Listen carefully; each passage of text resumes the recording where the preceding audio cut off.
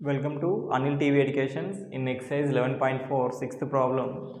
Simplify sec a into 1 minus sin a into sec a plus tan a. ఇక్కడ నేను ఏం చేస్తున్నానంటే మనకి ఏమని ఇచ్చేసిండు sec a into 1 minus sin a into sec a plus tan a అని ఇచ్చేసిండు.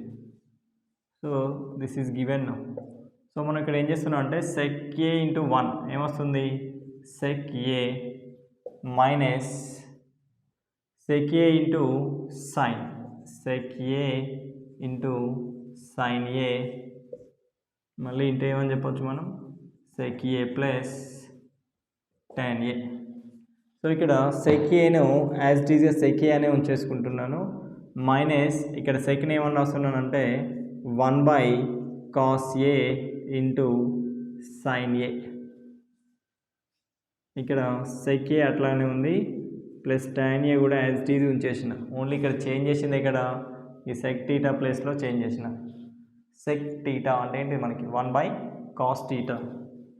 So మళ్ళీ sec a as it is ఉంచేసిన minus 1 into sin a by cos a into sec a plus tan a.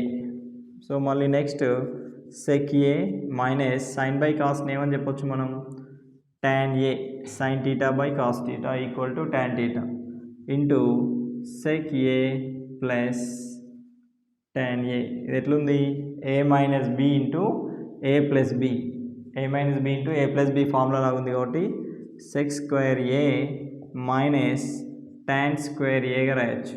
ఎందుకు అంటే a plus b into a minus b ఫామ్లో ఉంది కాబట్టి మనం దాన్ని a square minus b square అని చెప్పొచ్చు. sec square a minus tan square a. So sec square a minus tan square a అంటే వాల్యూ ఎంత అవుతుంది 1. ఇది ఎక్కడ నుండి చెప్పినాం మనం సెకండ్ ఐడెంటిటీ నుంచి. సెకండ్ ఐడెంటిటీ ఏముంది we know sec square theta minus tan square theta equal to 1. This is from identity 2. Second identity is sec square theta minus tan square theta equal to 1. So this value is 1. Thank you all.